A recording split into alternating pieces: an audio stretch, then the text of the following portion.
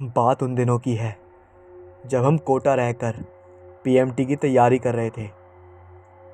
हम जहाँ रहते थे वो एक हॉस्टल जैसा था, पर हॉस्टल नहीं था। मकान मालिक ने अपने घर के ऊपर 8-10 रूम बनवा रखे थे, जिसमें कोचिंग के लिए आने वाले विद्यार्थी रहा करते थे। नीचे मकान मालिक अंकल ने अपनी सेपरेट एंट्री कर रखी थी। मकान की पोजीशन कुछ ऐसी थी जैसे मुख्य दरवाजे से पहले आप घुसो तो खाली स्पेस था, उल्टे हाथ पर एक बगीचा था। आगे सीधे जाकर अंकल ने छोटा सा एक और बगीचा लगा रखा था, जिसके लिए छोटा सा खुला हुआ गेट था, जिसको खोलकर अंदर जाए तो बाएं हाथ पर एक नल लगा था, और थोड़ा सा आगे जाओ तो सीधे हाथ पर अंकल के पोर्शन का दरवाज़ा। मुख्य दरवाजे से सीधे हाथ पर जाओ, जीना था जो हमारे रूम की ओर जाता था। सारे के सारे रूम एक लाइन में नहीं बने हुए थे, कुछ आमने सामने और कुछ रूम अंदर जाकर बने हुए थे। खैर, लोकेशन से आगे बढ़ते हैं और मुख्य कहानी पर आते हैं।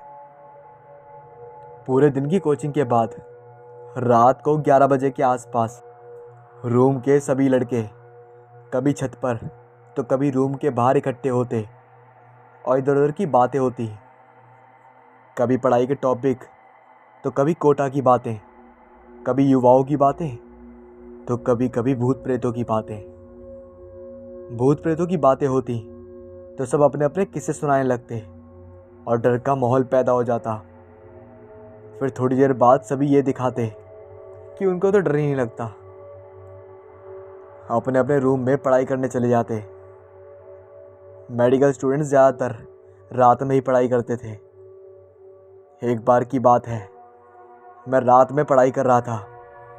रात के करीब 12 बज रहे होंगे। मेरे रूम पार्टनर का सोने का मन हो रहा था, पर लाइट जली होने की वजह से उसको सोने में परेशानी आ रही थी, तो वो थोड़ी थोड़ी देर बाद लाइट बंद करने को कहता रहा। मेरा रूम पार्टनर थोड़ा आलसी टाइप था।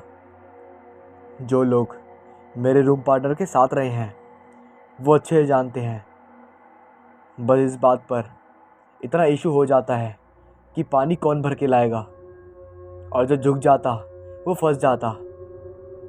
ऐसे ही एक बार की बात है, वाटर कूलर में पानी ख़त्म हो गया तो मैंने कहा, जा आशीष पानी भर के ले आ। वो आलसी आ गया औकात पर और बोला, वाटर कूलर किसका है? तेरा है तो तू ही पानी भर के लाएगा ना। फिर इसके बाद मैंने कहा, तो क्या हुआ यार, तू भी तो पानी पीता है। तो वो बोला, अब नहीं पीऊँगा। उसका हर बार का यही ड्रामा था और हर बार पानी भी पी लेता। खैर, मुझे गुस्सा तो आया, पर मैं कुछ सोचकर मैंने पानी का वाटर कूलर उठाया और जैसे ही चलने को हुआ तो घड़ी में देखा कि 12 बजने वाले हैं। उस वक्त युवावस्था में प्रवेश ही किया था, तो थोड़ा थोड़ा डर तो लगता ही है। उस पर आशीष ने कह दिया, 5 मिनट और रुक जा, 12 बजने वाले हैं, 12 बजे जाए तो ले आना, नीचे अंकल की मम्मी की आत्मा में मिल जाएगी। उसी दिन मकान मालिक अंकल जी की माता जी की मृत्यु हो गई थी, तो अंकल जी सपरिवार गांव गए हुए थे और घर बिल्कुल खाली पड़ा हुआ था। नीचे के पोर्शन में सन्नाटा पड़ा हुआ था। वहाँ बस एक 0 वाट का बल्ब जल रहा था, जिसके नाम मात्र की रोशनी हो रही थी। मैं उसके व्यंग को समझ गया था, पर मैं भी अपनी ज़िद पर अड़ा था कि खुद को निडर साबित करना है। अब कुछ भी हो जाए, पानी तो 12 बजे ही लेकर आऊँगा। मैंने घड़ी की ओर नज़र मारी तो घड़ी का बड़ा कांटा सरक कर 12 पर आ गया, जैसे वो भी मुझे चैलेंज कर रहा हो। मैंने आशीष की ओर देखा और वाटर कूलर उठाया और नीचे की ओर चल दिया। मैं एक एक सीढ़ी उतरता जा रहा था। सीढ़ियों के मध्य रास्ते में अंधेरा था, जो उस वक्त मुझे किसी गुफा के अंदर से गुजरने का एहसास दिला रहा था। मैं मन में ही हनुमान चालीसा पढ़ते हुए आगे बढ़ रहा था। बरसों से एक हनुमान चालीसा ही तो है जो भूत प्रेतों के डर को भगाने में सबसे ज़्यादा प्रयोगदार है।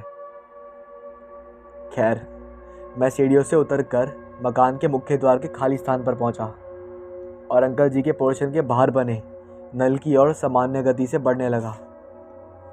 मैं जल्दबाजी इसलिए नहीं कर रहा था क्योंकि मैं खुद को भी यह महसूस कराना चाहता था कि मुझे डर नहीं लग रहा है।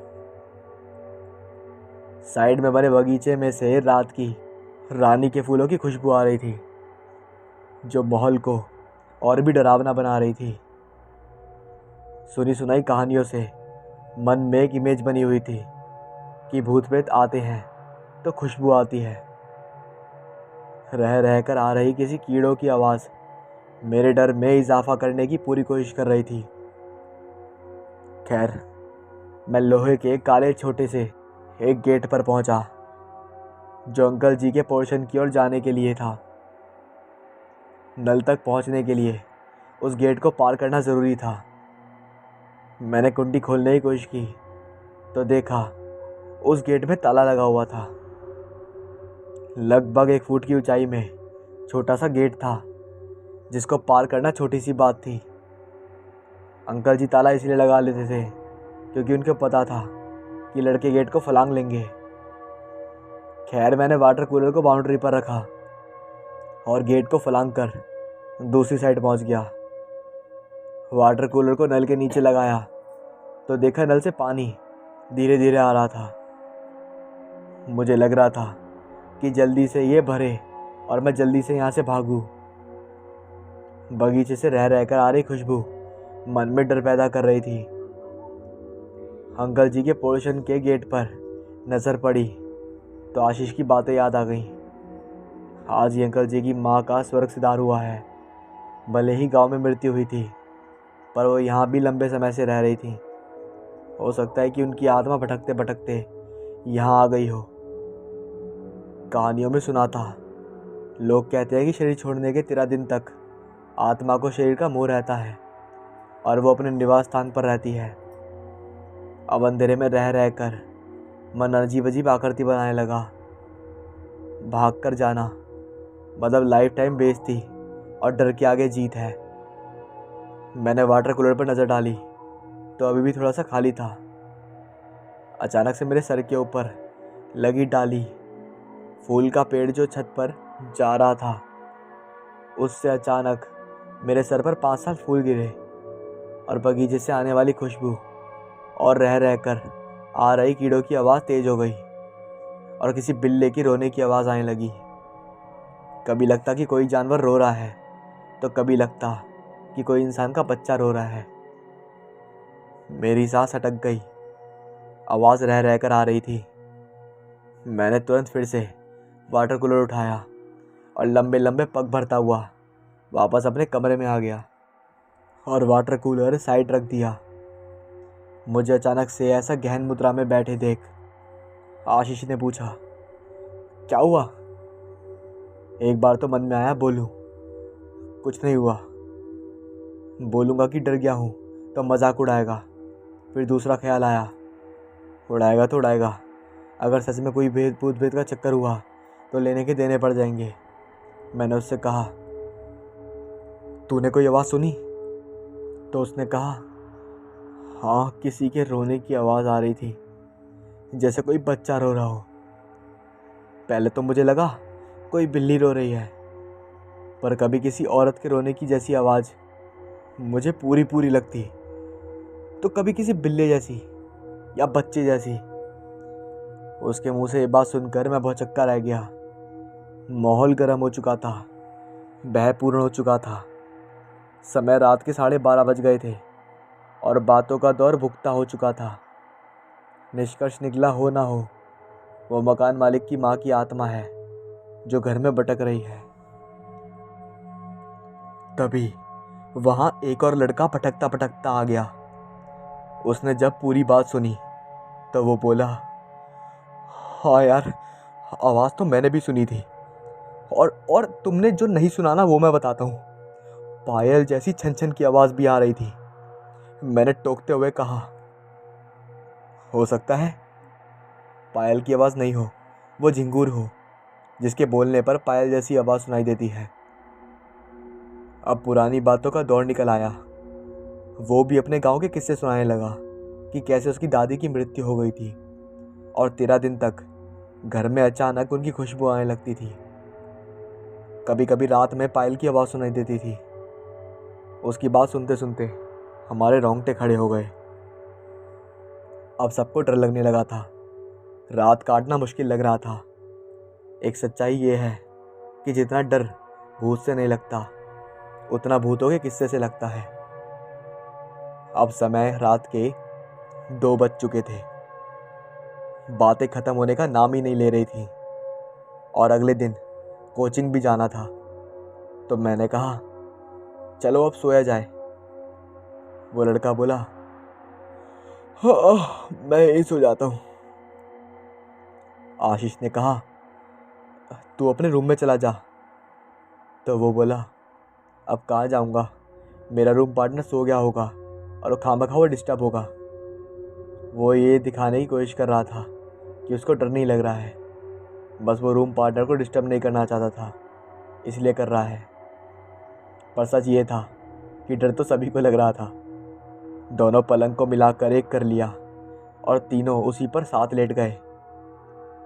खैर, जैसे तैसे करके सुबह हुई और सब सामान्य हो गया। अब दिन में डर नहीं लग रहा था। फिर अपनी पढ़ाई में व्यस्त हो गए तो समय बीत गया। कुछ दिन बाद सब सामान्य हो गया।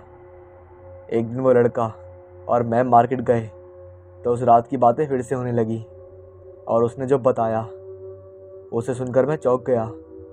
मुझे यकीन नहीं था ऐसा हो सकता है। खैर, सत्य तो ये था, अंकल वापस आ चुके थे। दिन सामान्य तौर पर बीत रहे थे। एक रात की बात है, समय करीब 11:45 हुआ था। मैं पढ़ने में व्यस्त था। मेरा रूम पार्टनर जिद कर रहा था कि मुझे सोने दे, लाइट बंद कर दे। वो ज़बरदस्ती परेशान करने लगा। लेकिन एक दोस्त और पढ़ रहा था, वो उसको भी छेड़ने में लगा हुआ था। कभी बाल खींचता, कभी गुलगुली मचाता। 12 बजने में 1 मिनट था। वो छेड़ते हुए बोला, 12 बज गए, सो जाओ। वो उसको गुलगुली मचा रहा था तो दोस्त छीना झपटी में पलंग पर लेट गया। अचानक से मेरे दोस्त में कुछ वाइब्रेशन सी आने लगी। उसने ज़ोर ज़ोर से हिलना शुरू कर दिया। वो बुरी तरह से कांपने लगा और मुंह से अजीब अजीब आवाज़ें निकालने लगा। वो कुछ इस तरह हिल रहा था जैसे उसको मिर्ची के दौरे पड़े हों, पर उसकी हरकतें कुछ इस तरह से थी जैसे उसको जोर की सर्दी लग रही हो। वो लगभग 2-3 घंटे तक ऐसे ही करता रहा। उसकी इस हालत को देखकर हम घबरा गए। आशीष के पसीने छूट गए।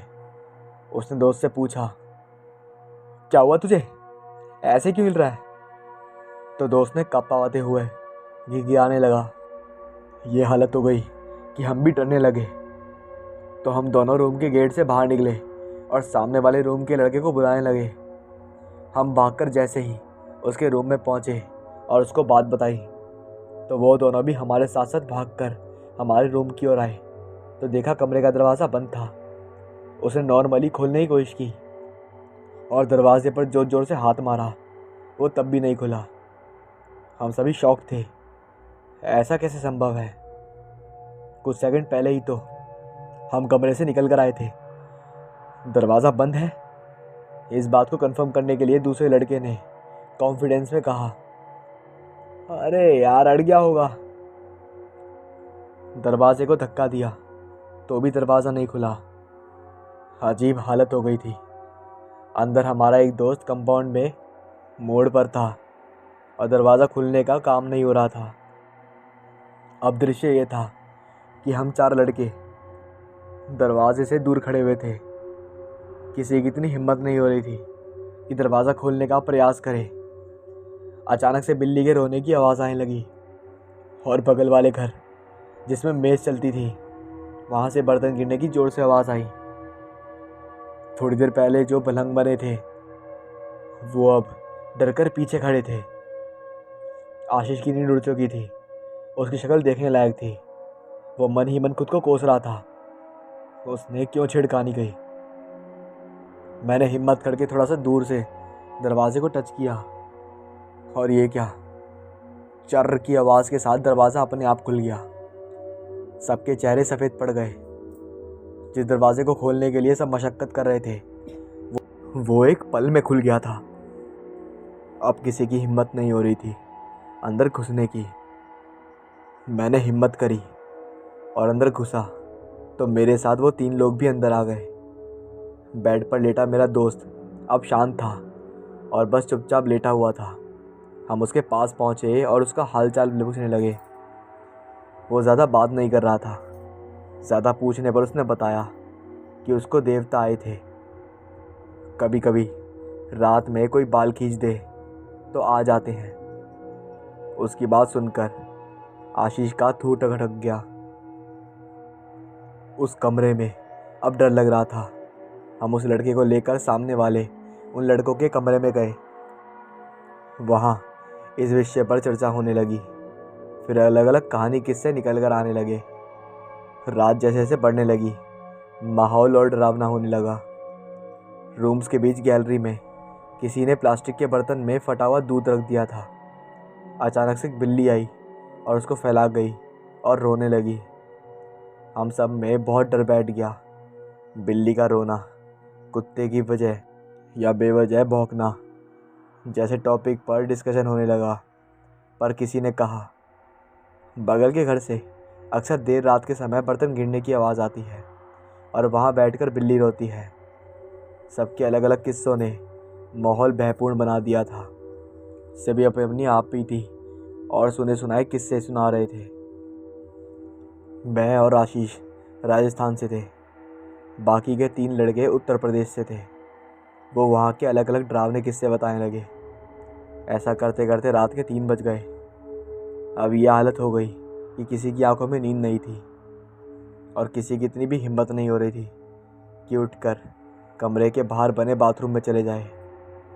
सुबह 4 बजे हिम्मत करके हम अपने अपने कमरे में गए, क्योंकि उस लड़के ने हमको भगाना शुरू कर दिया था कि सोने दो, अपने रूम में जाओ, सुबह कोचिंग जाना है। पलंग छोड़ हम दोनों सो गए। जैसे तैसे दोनों को नींद आई। समय धीरे धीरे गुजरने लगा। हम अपनी कोचिंग में व्यस्त हो गए और इन बातों को भी भूल गए। समय बीतता गया मगर मेरे रूम पार्टनर की आदत नहीं बदली। रात का समय था। ऐसे ही एक बार बैठे हुए थे तो वही पानी भरने वाली बात आई। तो वो मेरी तरफ देखकर बोला, क्यों, क्या हुआ, डर लग रहा है, भूत दिख गया? ये कहकर हंसने लगा। चला जा, इस बार अंकल की मम्मी की आत्मा नहीं आएगी और ना ही तेरे ऊपर फूल बरसेंगे। मैंने आश्चर्य को होकर पूछा, क्या मतलब? तो उसने बताया, अंकल जी ने ये बातें तेरे से पहले समझ ली थी और जब वो यहाँ पर आए थे तो उन्होंने रात को कालू चंद को बुलाया था, जो एक जाना माना तांत्रिक है, और उसने पूरे घर को मंत्रबाधित कर दिया है, जिसकी वजह से इस घर में तीसरी शक्ति प्रवेश नहीं कर सकती, फिर चाहे वो कोई भी हो। और हाँ, 3 काली बिल्लियों की बलि भी दी गई थी। मैंने उससे पूछा, मोहन, लेकिन तुझे ये कैसे पता? मोहन ने बात बीच में काटते हुए कहा, और उस मानिक चंद ने 3 लड़कों की भी बलि दी है। अरे हाँ, वो तो ठीक है, लेकिन तुझे कैसे पता? फिर उसने कुछ भी नहीं बोला और मुझसे कहा, एक काम करियो, मेरे परिवार वालों को बता दियो कि मेरे बैंक में 3000 रुपये पड़े हैं, उसे निकाल लेंगे। और हाँ, रमेश की पोटली दरबान के नीचे छपी हुई है, याद रखियो। लेकिन मैंने फिर से वही सवाल पूछा, अरे हाँ, तो लेकिन तुझे कैसे पता चला ये वाली बात कि उसने 3 लड़कों की बलि दी है? और वो 3 लड़के कौन हैं? उसने कुछ भी नहीं बोला और वो वहाँ से चला गया।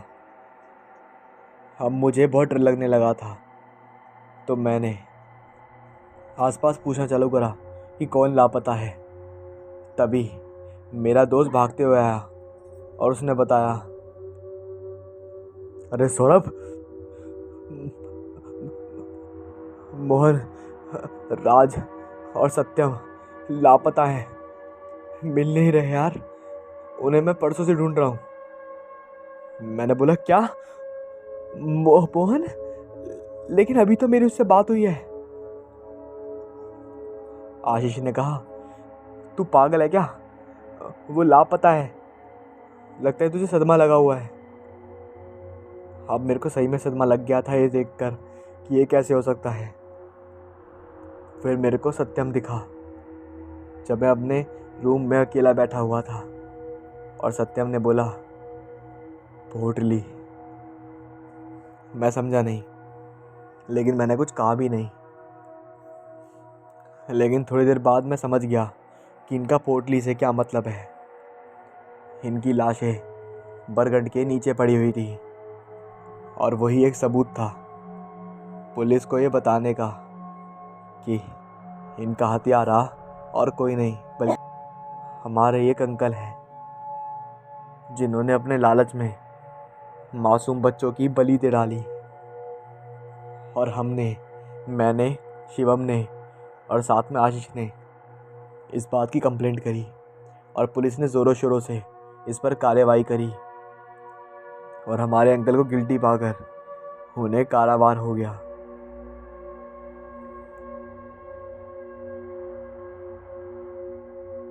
अरे बेटा, दही चीनी तो खा ले, फिर जा क्लिनिक पर, माँ ने मलखान को रोकते हुए कहा।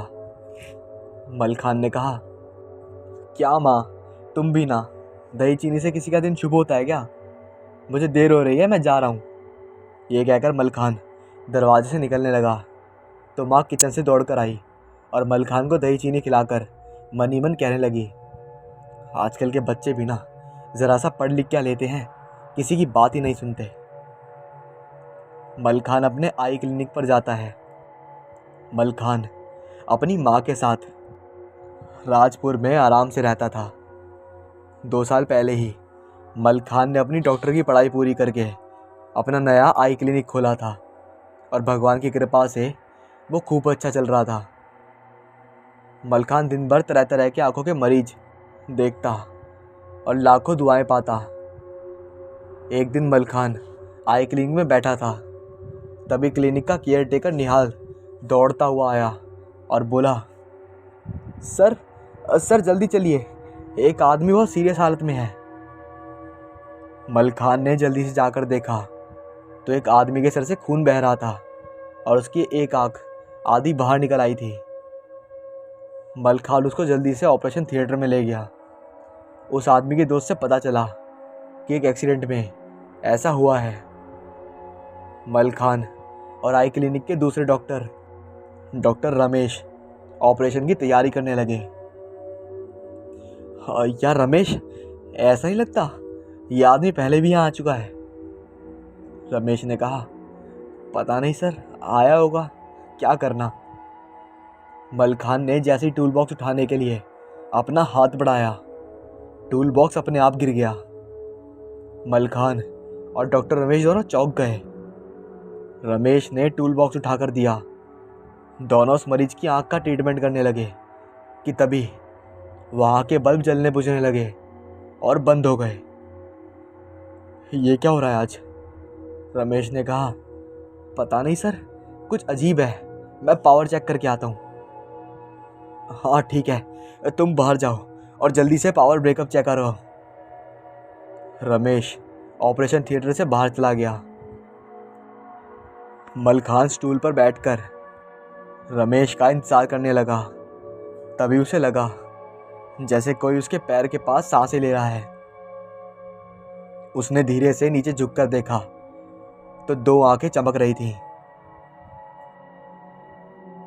ये सब देखकर मलखान डर गया और उठकर खड़ा हुआ तो ठीक उसके सामने कोने में एक साया चुपचाप उसकी तरफ घूर रहा था।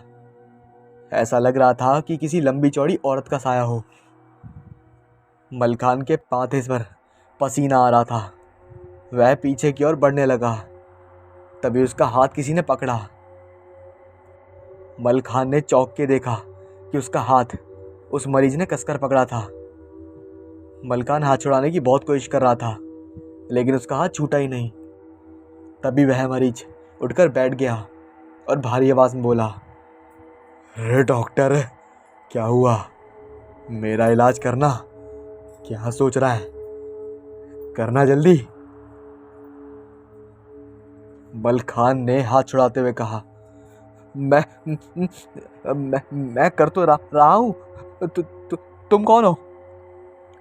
मलखान कुछ और आगे कहता, इससे पहले ही वह मरीज हंसने लगा और अपनी आधी फूटी हुई आंख में उंगली डालते हुए बोला, ले डॉक्टर, मैंने तेरा काम आसान कर दिया।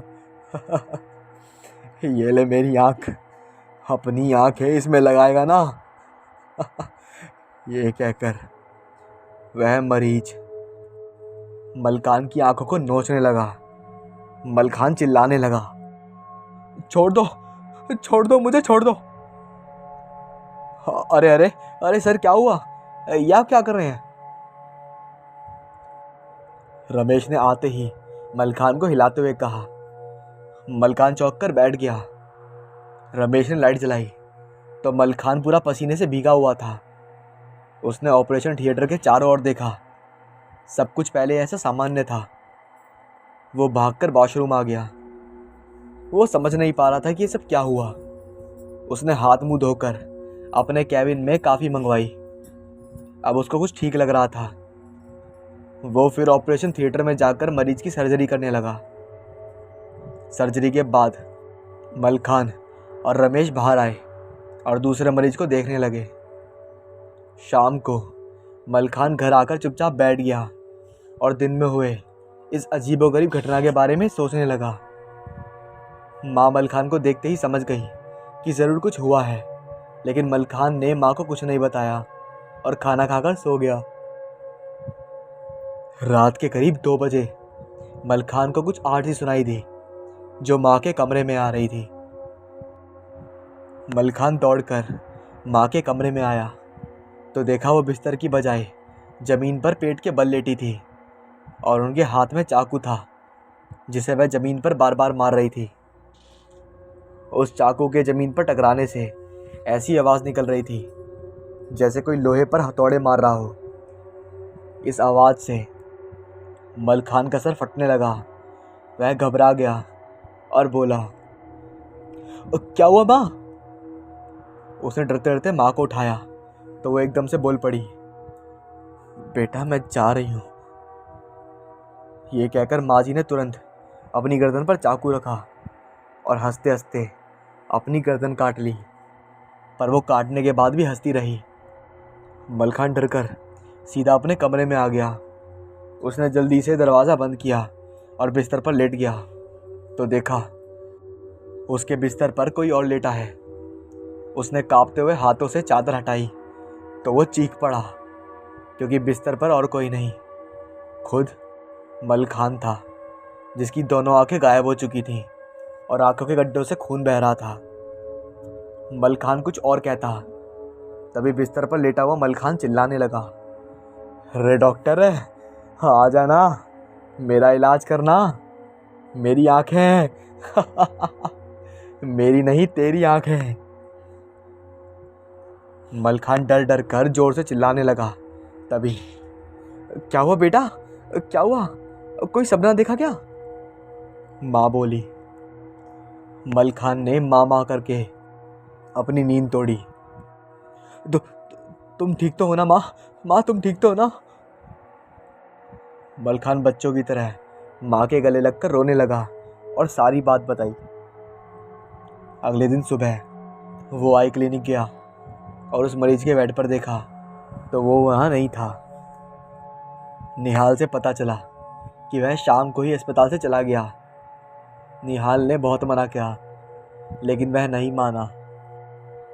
मलखान को कुछ अजीब लगा। उसने मन ही मन सोचा, अरे लेकिन उस मरीज को तो अभी तक हॉस्पिटल में 2 दिन और रुकना चाहिए था। खैर जाने दो।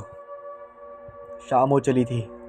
रमेश भी आ चुका था, पर मलखान जिसे आज घर पर जाने में डर लग रहा था, वह बीती रातों की बातों को याद करते हुए घबरा रहा था। वो उठा और कैबिन बंद करके घर जाने लगा कि तभी कैबिन से कुछ आवाज़ें सुनाई देती हैं। वो दोबारा कैबिन में गया तो कैबिन का दरवाज़ा अपने आप बंद हो गया और आवाज़ आई, अरे डॉक्टर कैसा है रे, इतनी जल्दी भूल गया, तेरे से ऐसी उम्मीद नहीं थी, बोला ना। अरे चुप क्यों है? हाँ बोले, मेरा इलाज करना। अरे पैसे की चिंता क्यों करता है रे, मैं तेरे को बहुत दूंगी। ये सुनकर मलखान का चेहरा पीला पड़ गया। उसकी धमनियों में खून की जगह आग बहने लगी। तभी कैबिन के दरवाजे धड़म से खुल गए और वो बाहर भागकर चला गया। उसे देखकर निहाल भी बुरी तरह घबरा गया। वो सीधा घर आया और रोते हुए माँ को सारा हाल बताया। माँ ने जल्दी से उसकी नज़र उतारी और बाहर चली गई। वो बैठा इन सब बातों के बारे में सोच ही रहा था। तभी माँ आई और बोली, मैं तेरे लिए हनुमान अष्टक मंदिर से भभूत लाई हूँ, इसे अपने शरीर पे लगा ले। और हाँ, पुजारी जी से बात कर ली है, कल चलकर महाकाल बाबा से इस पापी चुड़ैल को तुम्हारे से दूर करना है। उसने भभूत लगाकर लेट गया और ना जाने कब उसकी आंख लग गई। अरे जल्दी करो माँ, सब वहाँ आ गए हैं, हम ही लोग सबसे लेट पहुँचेंगे, मलखान ने कार चलाते हुए कहा। फिर माँ ने कहा, बेटा बस आई, हनुमान अष्टक मंदिर का प्रसाद और फूल रख लूँ। ये कहकर माँ मलखान के साथ जल्दी से गाड़ी में आकर बैठ गई और दोनों आई क्लिनिक पर पहुँच गए। आज मलखान की आई क्लिनिक का उद्घाटन है। काफ़ी सारे लोग आए हैं। पूजा होने के बाद सबको प्रसाद और मिठाई बांटी गई। वो आज बहुत खुश थे। ये कहानी 2 साल पहले की है जो मैं अब बता रहा हूँ। और आज मलखान का सपना पूरा हुआ है। उसे जो आई क्लिनिक खोलना था, आखिर वो सपना पूरा हो ही गया। तभी पता नहीं क्यों निहाल दौड़ता हुआ अंदर आया और बोला, सर जल्दी बाहर चलिए, वो आए हैं। मलखान ने हंसते हुए कहा, ऐसा कौन आ गया जो इतना हाफ रहा है? मुझे अभी बहुत काम है, इसलिए तुम लोग देख लो या फिर उन्हें अंदर भेज दो। निहाल ने फिर जोर देते हुए कहा, अरे सर, उन्हें मैं क्या, आप ही देख लो। इतना आसान नहीं है उन्हें हैंडल करना, वो ऐसे नहीं मानेंगे। मलखान बाहर आया तो उसके आते ही, हाय हाय डॉक्टर साहब नमस्ते। किन्नरों ने एक झुंड ने उसको घेर लिया। उन्हीं में से एक किन्नर ने बोला, हाय हाय डॉक्टर साहब, बड़ा अच्छा हुआ आपने यहाँ आँखों का अस्पताल खोला। इसी समय दूसरे किन्नर ने बोला, अरे हाँ, बड़ी ज़रूरत थी यहाँ पहाड़ों पर, बड़ी दुआ मिलेगी आपको। फिर तीसरे किन्नर ने बोला, हम बधाई देने आए हैं, अरे सखियों नाचो गाओ। अरे अब्दुल खड़ा क्यों है रे, ढोलक क्यों नहीं बजाता, देख डॉक्टर साहब हमारा नाच देखेंगे। सारे किन्नर ताली बजा बजा के नाचने लगे। मलखान ने सबको रोकते हुए कहा, अरे बस करो आप लोग, ये लो 500 रुपये और जाओ यहाँ से। तभी किन्नर एक ने बोला, हाय हाय, ये क्या डॉक्टर साहब, 500 रुपये तो हम भीख में भी नहीं लेते। क्या रे, ये 500 का नोट तू ही रख, हमें तो 10,000 तक चाहिए। तभी किन्नर दूसरे ने बोला, अरे डॉक्टर साहब कुछ तो सोचो, इतना बड़ा क्लिनिक खोला है, अरे हमें दोगे तो दुआ ही तो पाओगे। ये कहते ही सारे किन्नर एक साथ ताली बजाने लगे और मलखान के चारों ओर घूमने लगे। पर वो नहीं माना और बोला, तुम लोगों को एहसास भी है कितनी मेहनत लगती है पैसा इकट्ठा करने में, लेकिन तुम लोग क्या जानो, बस यहाँ वहाँ नाच के लोगों को लूटते हो, मेहनत करना तुम क्या जानो। ये सुनकर किन्नर को गुस्सा आ गया और बोले, हाय हाय, इसके तेवर तो देखो, हम तो साफ साफ कर रहे हैं और ये। हम तो बड़े आराम से मांग कर खाते हैं, अपनी ज़िंदगी बड़े आराम से जी रहे हैं। तू भी क्यों नहीं बन जाता हमारे ऐसा? आजा हमारी टोली में। वैसे भी तेरे ऐसे बाकी मर्द की ज़रूरत है हमारी टोली में। अरे नहीं देना तो मत दे, बेकार की बातें तो मत कर। सखियों चलो, ये तो हमारी तरह है बेचारा, इसके पास भी कुछ नहीं है। सारे किन्नर जोर जोर से ताली पीटने लगे और हंसते हुए जाने लगे। मल खान का दिमाग गुस्से से फटा जा रहा था, लेकिन उसने कुछ नहीं कहा और वो लोग भी बड़बड़ाते हुए चले गए। मल खान का कुछ ही महीनों में बड़ा नाम हो गया और क्लिनिक बहुत अच्छे चलने लगा।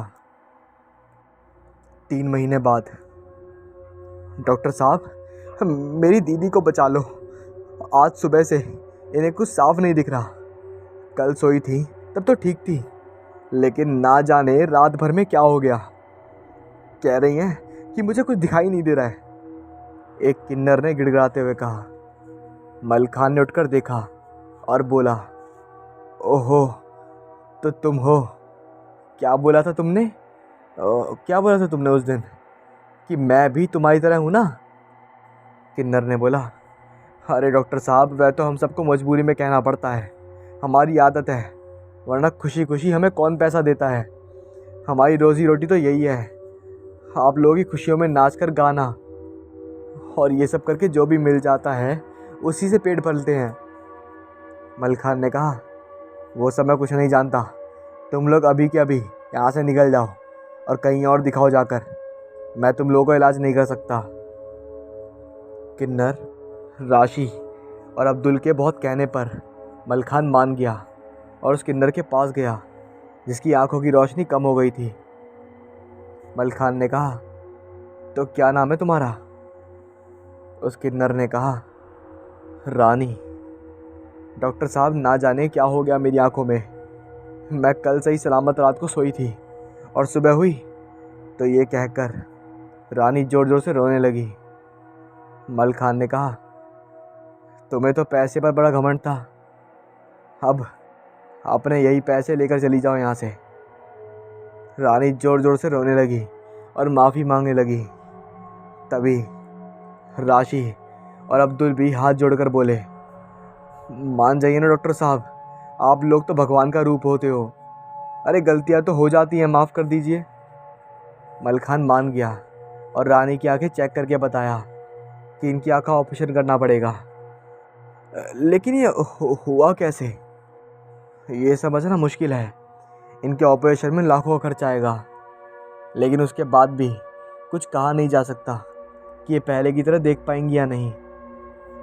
रानी बोली, डॉक्टर साहब आप जितने बताएंगे उतने पैसे दूंगी, लेकिन मेरी आंखें ठीक कर दीजिए।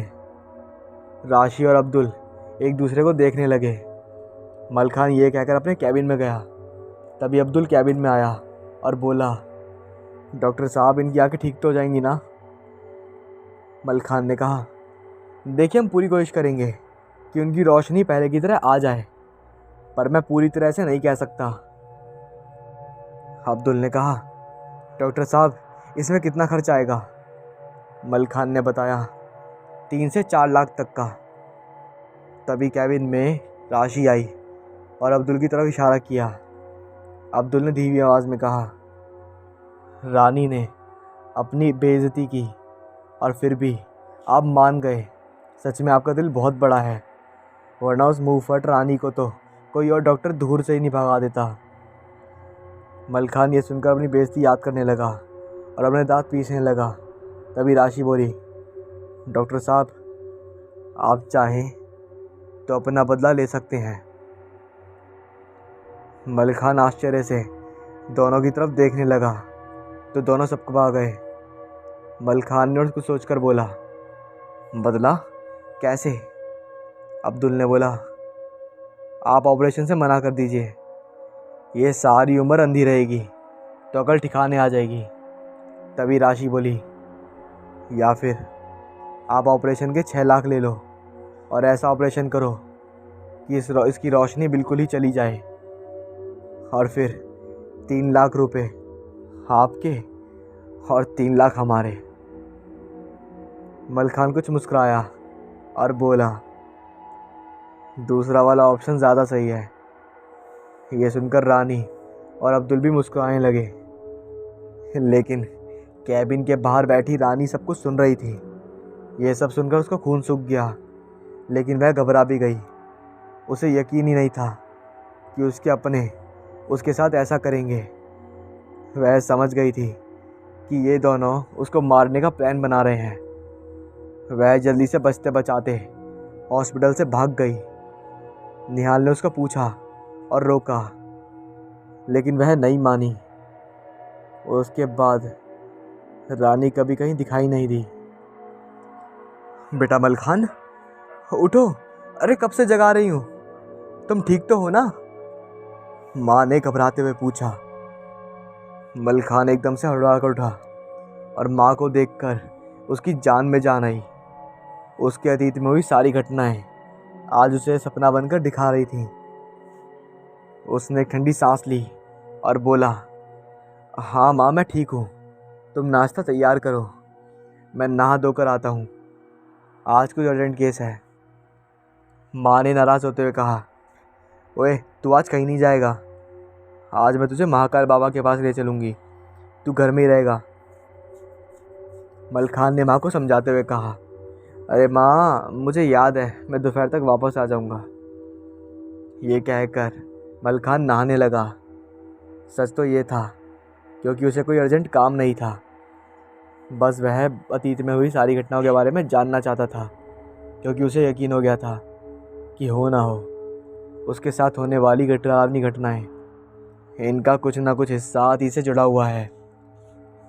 हॉस्पिटल आकर मलखान जल्दी से अपने कैबिन में कुछ पुरानी फाइल ढूंढने लगता है। फिर उसे याद आता है कि रानी का तो इलाज ही नहीं हुआ था, तो फाइल कहाँ से बनेगी। तभी निहाल मलखान के पास आता है और पूछता है, क्या ढूंढ रहे हैं सर? मलखान ने कहा, निहाल, क्या तुम्हें याद है एक बार यहाँ पर एक किन्नर इलाज के लिए आया था, जिसका मैंने इलाज किया नहीं था? निहाल ने कहा, अरे हाँ सर, वही जिसने आपका बड़ा मजाक उड़ाया था। लेकिन सर क्या हुआ? हाँ, यही तो जानना था कि उसका क्या हुआ। निहाल ने कहा, सर उस दिन वह किन्नर रानी ना जाने कहाँ भाग गई थी, और फिर उसके बाद से कभी वो दिखाई नहीं दी। लेकिन हाँ, उसके पीछे ही वो दोनों भाग गए थे। फिर 1 या 2 दिन बाद मैंने सुना था कि रानी ने मर्डर कर दिया है और सारे किन्नरों के रुपए, जेवर सब चोरी करके कहीं भाग गई। उसके बाद पता नहीं सर, मैंने ज़्यादा ध्यान भी नहीं दिया कि वह खूनी पकड़ी गई या नहीं। अरे सर, अच्छा ही रहा जो आपने उसका ट्रीटमेंट नहीं किया, वरना कुछ प्रॉब्लम हो जाती तो वो हमारा भी जीना हराम कर देती। मलखान के कानों में बार बार निहाल के आखिरी शब्द गूंजते रहे, अच्छा रहा जो आपने उसका ट्रीटमेंट नहीं किया, वरना कुछ प्रॉब्लम हो जाती तो ये हमारा भी जीना हराम कर देती। उसे अब एक और अनजान सा डर सताने लगा। तभी निहाल बोला, सर क्या हुआ? मैं आपके लिए पानी लाता हूँ। मलखान कैबिन में बैठा अपने साथ होने वाली सारी अजीब घटनाओं के बारे में सोचने लगा और सारे के सारे तार उस किन्नर से जोड़ने लगा, क्योंकि उसको डराने वाली आत्मा कोई और नहीं बल्कि रानी की ही थी। तभी मलखान का फ़ोन बजा। फ़ोन उठाते ही माँ मलखान पे बरस पड़ी। आज उसे महाकाल बाबा के पास जो जाना था। माँ फ़ोन रखो, मैं बस निकल रहा हूँ। मलखान ने फ़ोन रखा और सीट से उठने लगा। तभी निहाल आया और बोला, ये लीजिए सर, गर्मा गर्म कॉफ़ी पीजिए। मलखान ने सवाल की तरह पूछा, लेकिन तुम तो मेरे लिए पानी लेने गए थे। हाँ सर, पानी लेने क्या था, फिर सोचा आपके लिए एक अच्छी कॉफ़ी बना दूँ जिसको पीकर आप उस किन्नर को भूल सकें। मलखान कॉफ़ी पीते हुए बोला, नाइस कॉफ़ी। तभी निहाल मलखान के सामने कुर्सी डालकर बिल्कुल मलखान के पैरों से पैर जोड़कर बैठ गया। मलखान गुस्से से बोला, निहाल, ये क्या बदतमीज़ी है? मैं तुम्हें नौकर नहीं समझता। इसका मतलब ये नहीं कि तुम अपनी मर्यादा भूल जाओ। इतना सुनते ही निहाल ने मलखान का हाथ पकड़ लिया और बोला, अरे इतनी क्या जल्दी है डॉक्टर साहब, कॉफ़ी तो पी लो। और वैसे भी आजकल मेरे बारे में ही सोचते रहते हो। अब जब मैं यहाँ आ गई तो उठकर चल दिए, गलत बात है। निहाल की आंखें बिल्कुल लाल हो गईं और बदले से भरी हुई लग रही थी। उसने मलखान को कुर्सी पर बिठाया और फिर कहा, कॉफ़ी पी ले डॉक्टर, बड़े प्यार से बनाई है, और घबरा मत, मैं तुझे यहाँ मारने नहीं आई। मलखान डर डर कर कॉफ़ी पीने लगा और बाहर देखने लगा। बाहर देखकर तो उसका दिल और ज़्यादा डर गया। कैबिन में लगे शीशे से डॉक्टर रोशन और अन्य डॉक्टर, मरीज़ और ना जाने कितने लोग सब मलखान को घूर रहे थे, लेकिन उनके चेहरे पर एक सिर्फ बड़ी बड़ी सी आंखें थीं। निहाल किन्नर वाली तालियां बजाने लगा। मलखान ने कॉफ़ी के आखिरी घूंट पिए और कप देखा तो चिल्लाकर कप फेंक दिया और उल्टी करने लगा। क्या था ये? तुमने कॉफ़ी में क्या मिलाया? मलखान के गले में दर्द होने लगा और वह गला पकड़कर चिल्लाने लगा। निहाल ने कप में से कुछ उठाकर एक डरावनी मुस्कान के साथ कहा, इसे नहीं पहचानता? कैसा डॉक्टर है रे तू? आंखें नहीं पहचानता क्या? अब तुझे कौन बताएगा? मैंने बस एक आँख तेरी कॉफ़ी में मिलाई। मलखान बार बार उल्टी करने की कोशिश करता। उसकी आंखों से खून बहने लगा, उसका चेहरा चौक होने लगा। निहाल उसके पैर फैलाकर पैरों के बीच बैठ गया और उसके चेहरे के बिल्कुल पास जाकर बोला, तूने मेरा इलाज नहीं किया था ना, अब तुझे कौन बचाएगा? कौन करेगा तेरा इलाज? मलखान की आंखें बंद होने लगती हैं। वो बाहर देखता है तो कैबिन के शीशे से देखने वाले सभी लोग हंसने लगे। उनकी एक आंख बार बार हिलती। तभी मलखान का गला फट गया, उसकी दोनों आंखें पिघल गईं। वो दर्द से चिल्ला पड़ा और तभी मलखान के गले के अंदर से एक बड़ी सी आंख निकली और वो चिल्ला उठा, अरे सर क्या हुआ? अरे सर आप चिल्ला क्यों रहे हैं? आप ज़मीन पर क्यों लेटे हैं सर? रोशन और निहाल ने सुभाष मलखान से कहा। मलखान एकदम चकरा गया। उसने अपने चारों ओर देखा, कैबिन के बाहर देखा, सब कुछ सामान्य था। वह बिना बोले खड़ा हुआ और कार में बैठ गया। निहाल और रोशन भी काफ़ी हैरान थे कि मलखान को क्या हुआ। घर पहुंचते ही मलखान को बिना देखे ही माँ चिल्लाने लगी, क्योंकि मलखान को आने में बहुत देर हो गई थी और महाकाल बाबा से मिलना इतना आसान नहीं था। मलखान अपने कमरे में जाकर लेट गया। माँ ने हनुमान अष्टक मंदिर से भभूत लाई हुई पूरे कमरे में छिड़क दी और जब मलखान सो गया तो उसके पूरे शरीर पर डाल दी। माँ मलखान के लिए बहुत दुखी थी और सारी रात अपने कमरे में बैठी सोचती रही कि इस दुष्ट आत्मा से कैसे पीछा छुड़ाया जाए। रास्ते पर चलते हैं तो हमेशा ये दुआ करते हैं कि हमारा हर सफ़र मंज़र बरा रहे, पर किस्मत में अगर रंज निकले तो सफ़र हताश कर देता है। इस सफ़र की कहानी दो लड़कियों की ज़िंदगानी को दांव खेल रही है। एक का नाम है आरती और दूसरी का नाम है महक। दोनों पक्की सहेलियां थीं। कुछ ही समय हुआ जब दोनों का दोस्ताना परवान चढ़ गया। दोनों थी तो दो जिस्म एक जान, पर अंदाज दोनों के जीने का एक जैसा। तभी तो इतने बड़े घर की बेटी होने के बाद रंच मात्र का गुरूर ना था महक को। वहीं आरती ठहरी एक मध्यवर्गीय परिवार की बेटी, जिसके पिताजी दाल के थोक व्यापारी थे। दोनों की दोस्ती कॉलेज में हुई, जहां महक का एडमिशन तो उसके पिताजी के रसूख पर हो गया था। वहीं आरती अपनी मेहनत के दम पर उस कॉलेज में प्रवेश करी थी। दोनों की दोस्ती की पहली सीढ़ी बनी थी रैगिंग। दोनों को ही बकेट उठाकर सारे कॉलेज में मछली बेचने वाली की एक्टिंग करनी थी। तभी दोनों के आत्मसंज्ञ ने सीनियर का दिल जीत लिया था, क्योंकि उन्होंने अपना टास्क अच्छे से पूरा कर लिया था। दोनों क्लास में एक ही बेंच पर बैठती और अपनी ज़िंदगी को खुलकर जीती। महक पैसों से और आरती अपनी तेज तरार बुद्धि से। ऊपर से बला की खूबसूरती की मालिक थी आरती। जो देखे बस उसी का हो जाए। आज आरती महक के घर बर्थडे पार्टी में गई। पहली बार उस रसूखदार परिवार में जाना उसे मन ही मन अपने आप को देखने पर मजबूर कर रहा था, क्योंकि एक मध्यवर्गीय परिवार जहाँ से वो आती थी उसे अपने आप में ही शर्मिंदा महसूस करा रहा था। लेकिन कुछ था जो उसे इसके बावजूद उसके कदमों को अपनी तरफ खींचे जा रहा था। खुद को पता नहीं कितनी मर्तबा उसने अपने आप को सलीके में ढालने की नाकाम कोशिश करी। आरती महक की दोस्ती के खातिर ही उसके घर जाने के बारे में सोच पाई थी, वरना महक की पारिवारिक स्थिति और आर्थिक स्थिति उसको अपनी आर्थिक स्थिति नीचे ही लगती थी उससे। जैसे ही ऑटो उसके बंगले के आगे वहाँ पर रुका तो पता नहीं क्यों अचानक उसे वो बंगला अजीब और रंग बदलता सा दिखाई दिया। वो वहीं स्तब्ध रह गई और वहाँ पर खड़ी हो गई। पीछे से ऑटो वाले ने हॉर्न मारा। मैडम जी, आपने पैसे तो दिए ही नहीं।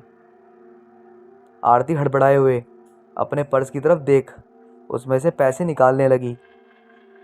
ऑटो वाला वहाँ से चला गया। उसने महक को फ़ोन किया। महक ने गेट कीपर को उसे अंदर आने का आदेश दे दिया। गेट कीपर बोला, मैडम अंदर आ जाइए। आरती को अब उनके घर की खूबसूरती उस डरावने माहौल को बुलाने की कोशिश में लगे थे, और ऐसा हुआ भी। अंदर पहुंचते ही महक ने उसका पुरजोर से स्वागत किया। आरती ने इतना सुंदर घर कभी देखा नहीं था, इसलिए आज उसे ऐसा लग रहा था कि जैसे फिल्मों में देखा घर उसके सामने हो। घर का एक एक कोना अपनी सुंदरता प्रकट कर रहा था। तभी सारी लाइट ऑफ हो गई और एक लाइट का प्रकाश महक के ऊपर गया, और एक प्यारी सी लोरी, शायद ये किसी की आवाज़ थी, क्योंकि बैकग्राउंड म्यूज़िक था ही नहीं उसमें। महक की आंखों में आंसू भर आए। आरती ने पहली बार उसे इस तरह रोते हुए देखा, वो भी इतने शुभ दिन पर, उसके जन्मदिन पर। अगले ही पल तालियों की गुर्राहट ने उसका ध्यान अपनी ओर खींचता। महक ने केक काटा और अपने पापा को उसका एक टुकड़ा खिलाया। उसने मम्मी के हाथ से केक खाया नहीं। न जाने क्यों आरती समझ नहीं पा रही थी कि आखिर माजरा क्या है।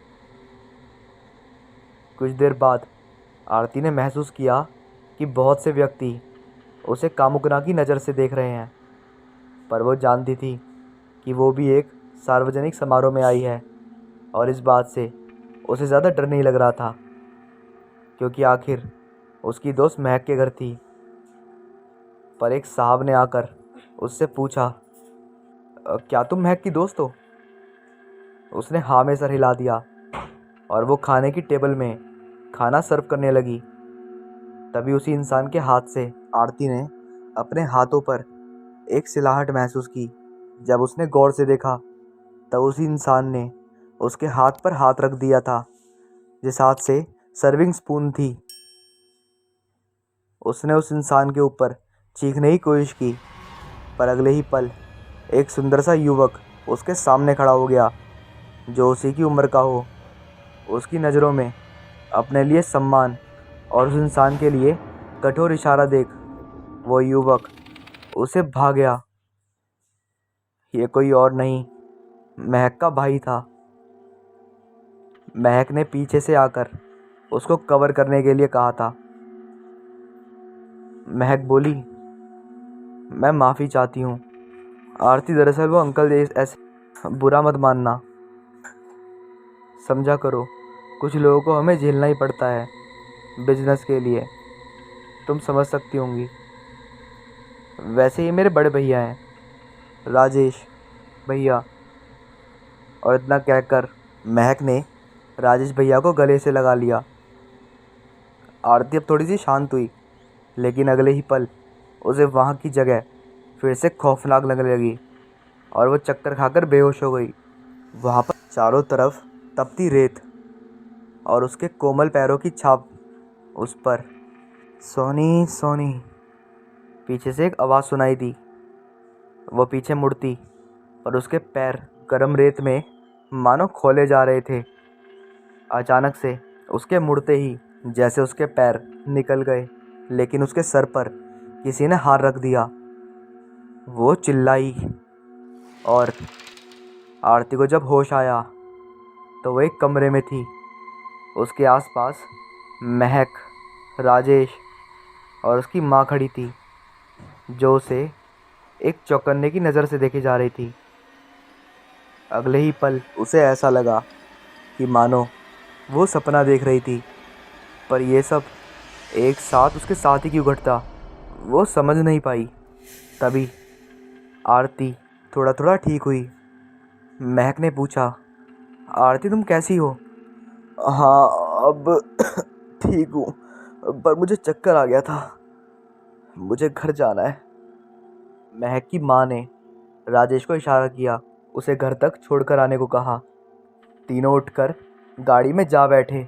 आरती पूरे रास्ते सिर्फ अपनी पिछली स्थिति और सापेक्ष रूप जो उसने महसूस किया उसी के बारे में सोच रही थी। अब तक उसे समझ नहीं आ रहा था कि आखिर उसके साथ ही ऐसा क्यों हो रहा है। घर आ गया, बस यहीं रोक दीजिए। आरती ने राजेश को इशारा किया। आज के इस रवैये को देखकर महक को भी कुछ समझ नहीं आ रहा था। घर आकर जैसे ही वो कमरे में पहुंची, उसकी माँ वहीं आकर उससे कुछ पूछने के लिए आगे बढ़ी, तो उसने उन्हें वहाँ से चले जाने को कहा। महक ने कहा, सुनिए, आप केवल मेरे पापा की पत्नी हैं और उनकी लाई गई एक वस्तु हैं। आप मेरी माँ नहीं हैं और ना कभी बन सकती। आपको देखकर मुझे मेरा बचपन याद आता है, जहाँ मेरी माँ मुझे अपनी गोद में सुलाती थी, और आपका मेरे पापा के साथ नज़दीकियाँ बढ़ना, जिसकी वजह से ना जाने मेरी माँ हम सबको छोड़ के कहाँ चली गई। इतना कहकर वो रो पड़ी और अपनी माँ की एकमात्र तस्वीर, जिसे वो अक्सर सबसे छुपा कर रखती थी, उसे अपने गले से लगा लिया। आज कितने दिनों बाद माँ मैं तुमसे मिली, वरना पापा तो आपकी सूरत भी नहीं देखना चाहते हैं, ना ही इस घर में आपका नाम सुनना चाहते हैं। ऊपर से ये औरत एक ढोंग करती है सबके सामने मेरी माँ बनने का। अगले दिन दोनों सहेलियाँ कॉलेज में मिलती हैं, पर आज पहली बार ऐसा हो रहा है कि आरती को क्लास में जाने की जगह कॉलेज के लॉन में बैठने का मन हो रहा है।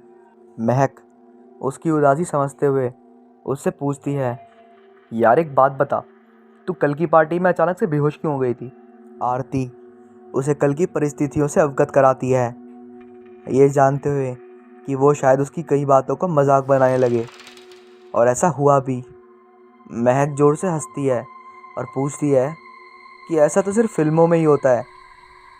तू तो ऐसे कह रही है कि जैसे मेरा घर कोई हॉन्टेड हाउस हो।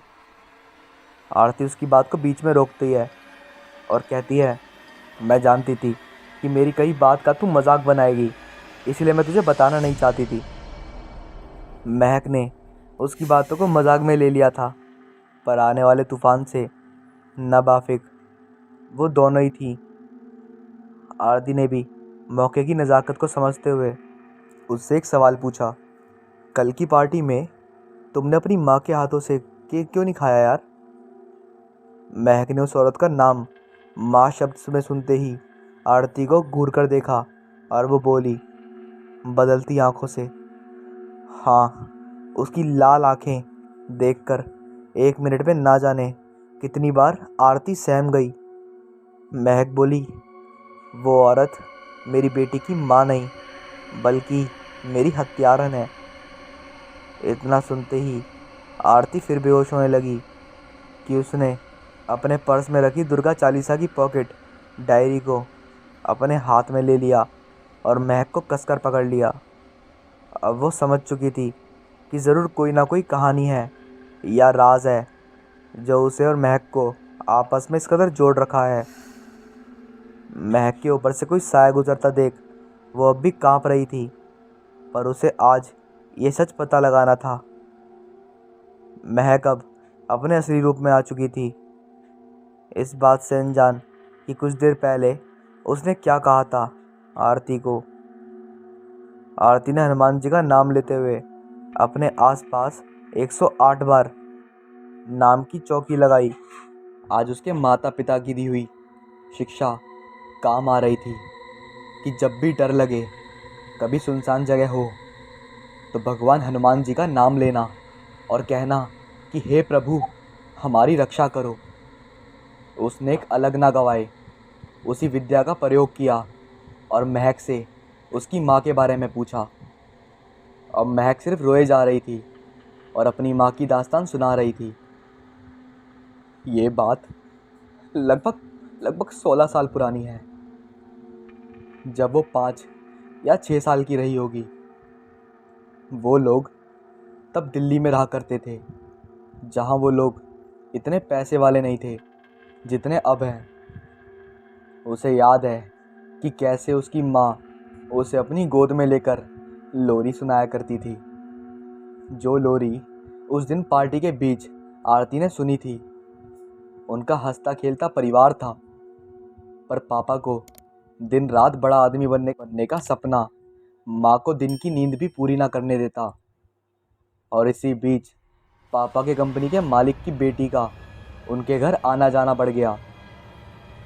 वो थी उसकी सौतेली माँ सोनी। हाँ, यही नाम तो उसने सपने में सुना था। वो बीच में ही चौंक पड़ती है और महक को अपनी कहानी पूरी करने से रोक देती है। वो महक को अपनी दास्तान बताती है। फिर महक कहती है, हाँ हाँ मैं समझ रही हूँ। फिर महक अपनी आगे कहानी बताती है। महक कहती है, फिर उसकी सौतेली माँ ने पापा को अपनी तरफ आकर्षित किया, लेकिन मेरी माँ सिर्फ मेरे ख्याल में व्यस्त रहती थी। उसे पता नहीं था कि ये सब हो रहा है। मेरी माँ बिल्कुल भोली थी।